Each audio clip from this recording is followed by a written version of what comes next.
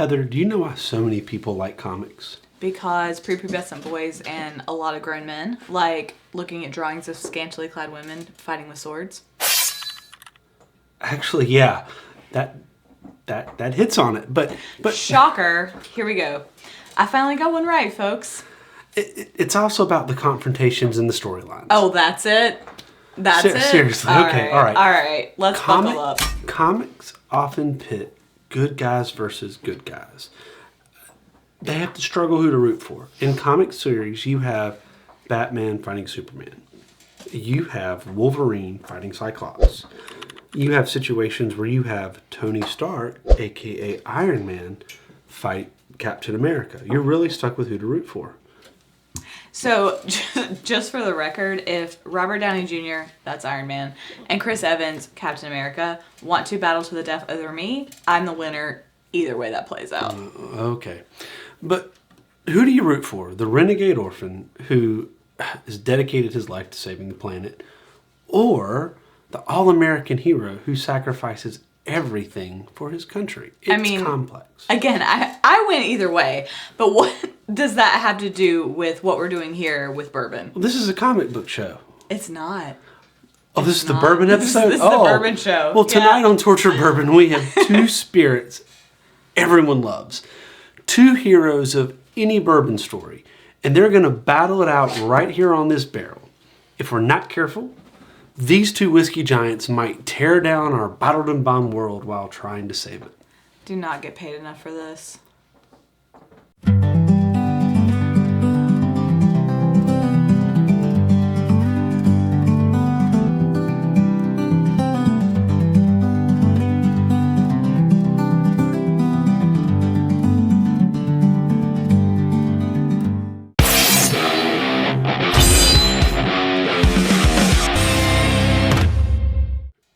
What's up, Heather? What's up, B? I think you've been having a few too many Marvel dreams lately. I thought you were going to say a few too many bourbons, but... Also applicable. But I have been dreaming about what's about to happen tonight because our two competitors are what the bourbon dreams are made of. So if you can chill on the movie references for just a moment, I would like to thank our audience. So for those of you returning, welcome back. And if you're new to our corner of the YouTubeverse, we're so excited to have you. Welcome to Tortured Bourbon. That's right. We're a show that takes two regular... You are not regular. Ever.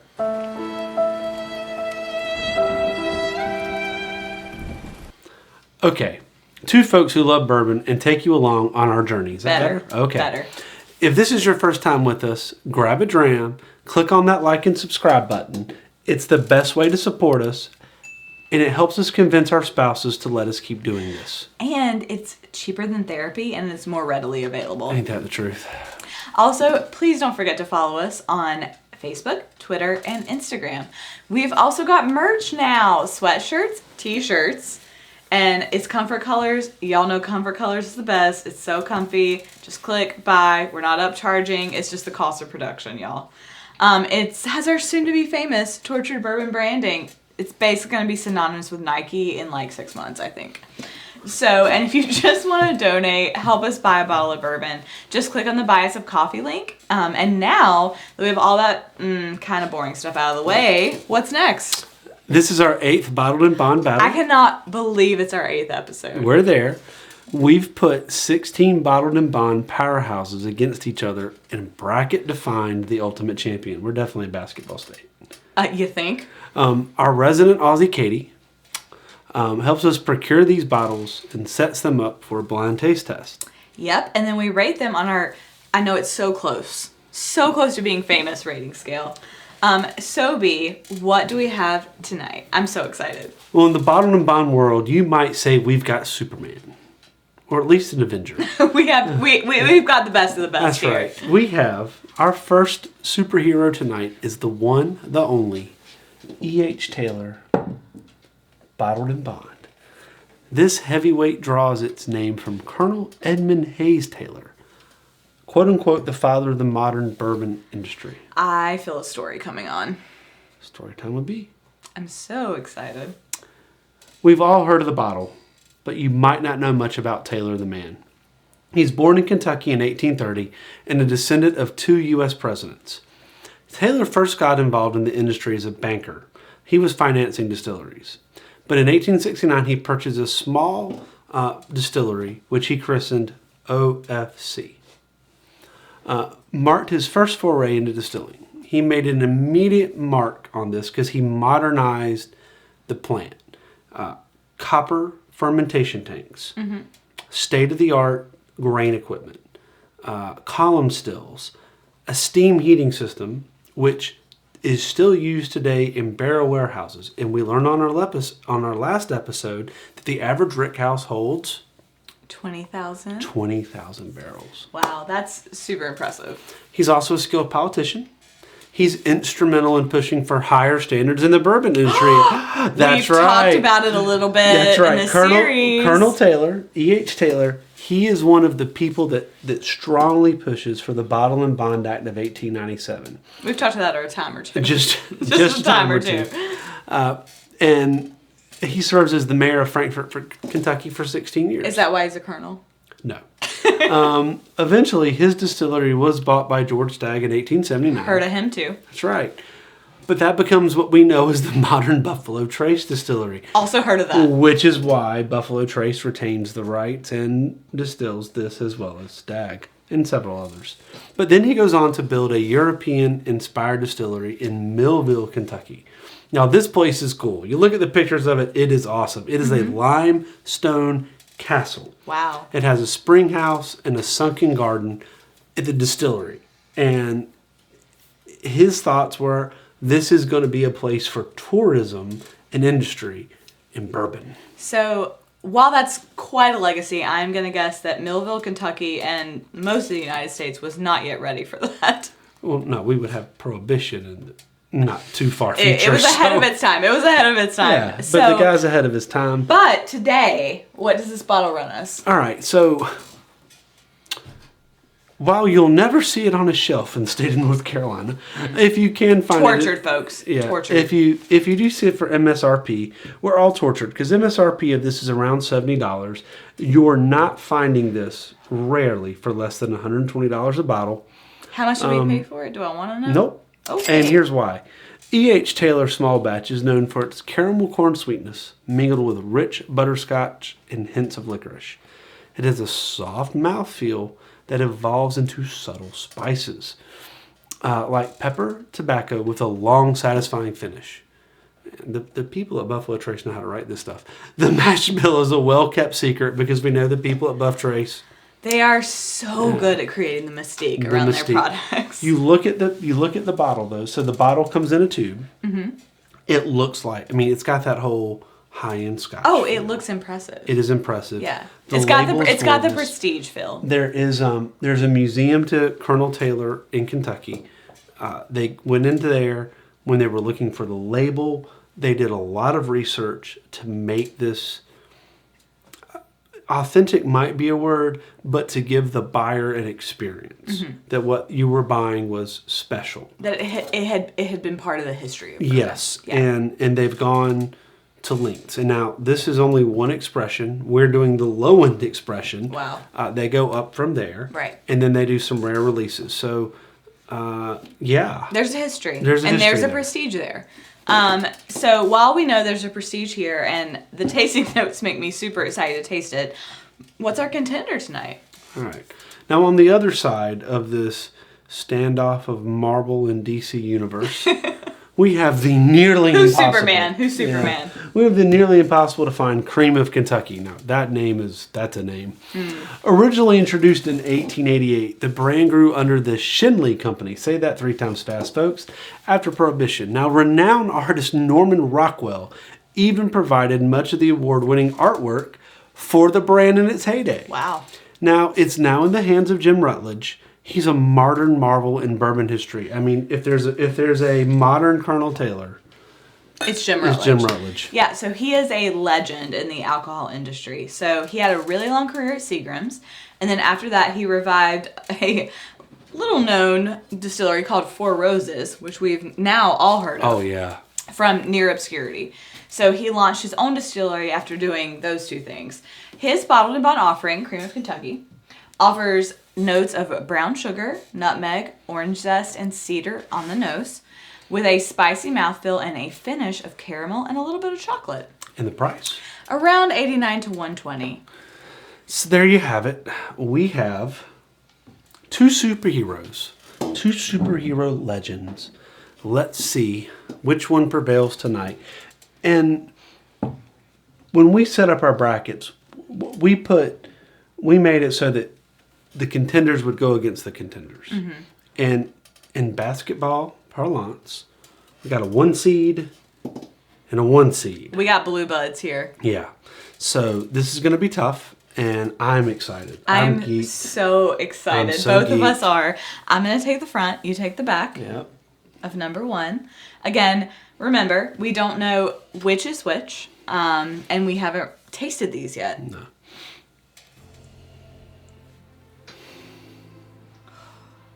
I don't want to do this. There's a part of me that doesn't want to do this. I'm afraid it's going to underwhelm. No, it's not going to underwhelm. I don't want to pick one. We've hyped it, though.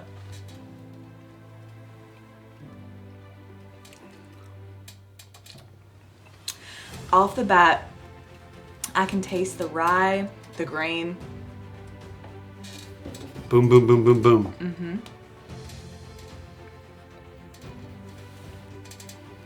It's not sweet.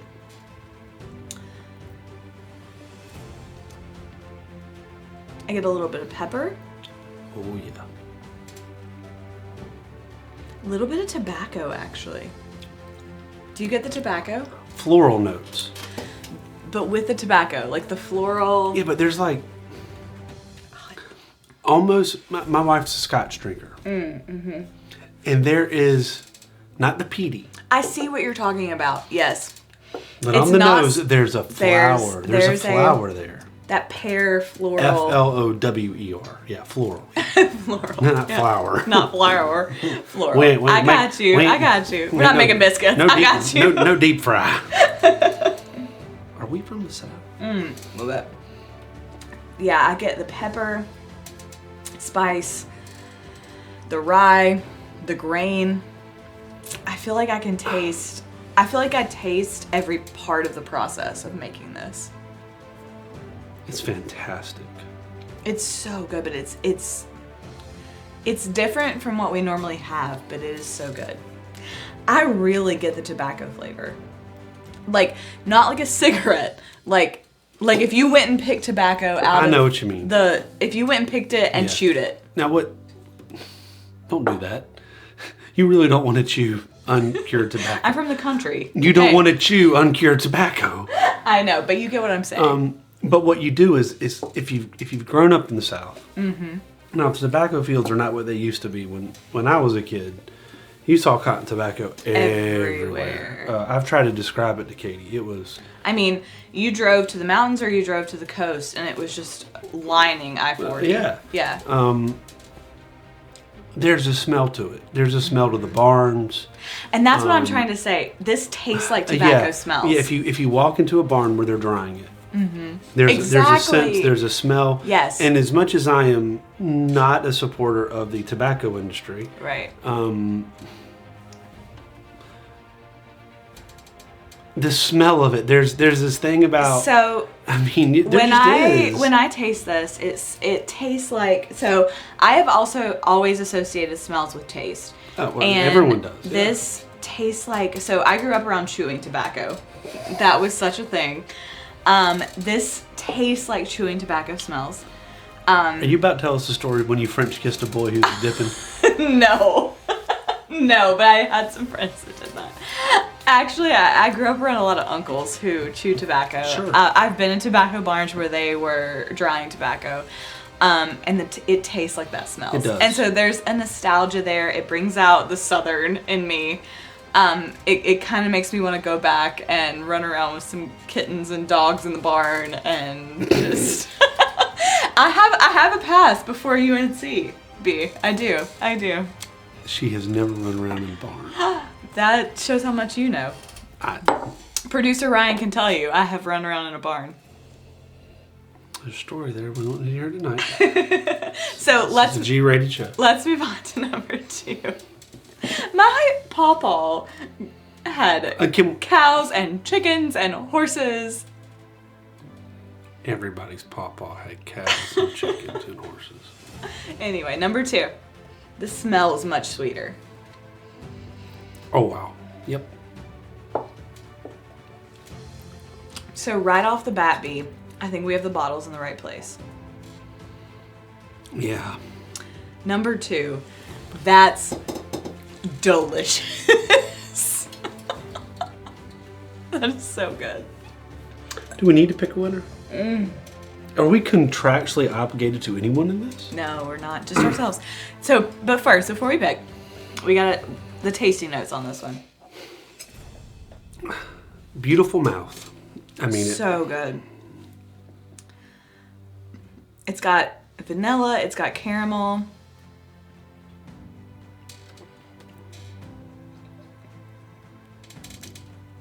Smooth.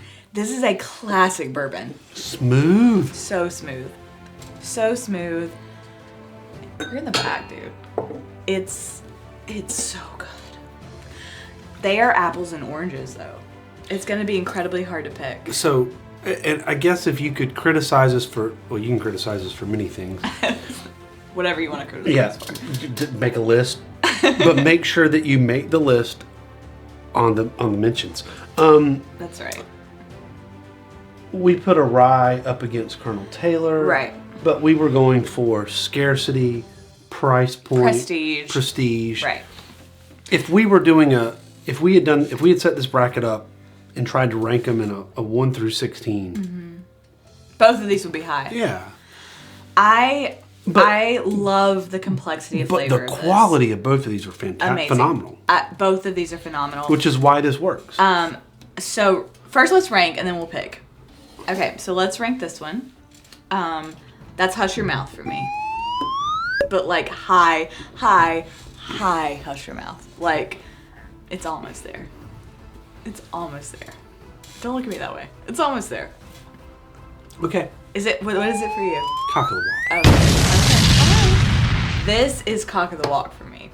Number 2 That is Cock of the Walk. Cock of the Walk. I have no trouble getting that designation. Oh my goodness, it's so good. But we might be shown out because we're not building the next setup, right? We're going to let someone else build that bracket. We of are the winners, and we're going to get called out. We are going to get called out. But for this episode, I believe we've both picked number 2 as the winner. It sounds like, but they're both amazing. They're both phenomenal. So harsh.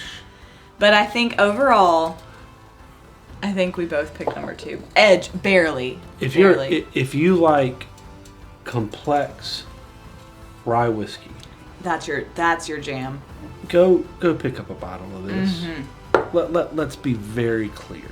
Mm-hmm. Sagamore rye was really good. But this kicks its ass. But this is better. It kicks its tail. It kicks its tail. This is... So, to show you, I'm not normally... B knows, I'm not normally a huge rye fan. I can take it or leave it. I would drink this every day. The floral, I mean, you could smell it all night. The floral, the tobacco, it smells like a summer night in the country. And it tastes like it too. Drinking this by a fire in the mountains is like the epitome. So Bob Singer singing Night Moves is... Bob Seger sang Night Moves about this whiskey. Okay, yes, fair. He did. Now this one, though, it combines the quality with the tasty notes that I personally love, and so I have to pick this one as my winner tonight. So to recap, we think this is Cream of Kentucky. Mm-hmm. We think this is Colonel Taylor. Mm-hmm. You say this is Hush Your Mouth. Like, the best Hush Your Mouth. I say this is Cock of the Walk. This is Cock of the Walk. I agree that that's Cock of the Walk. Number 2 is our winner. Yes. We really think number 1 is the Cream of Kentucky, mainly because the floral notes and the spice. Right, exactly. Now, Producer Katie, are we right? You are correct. We're getting so good at this!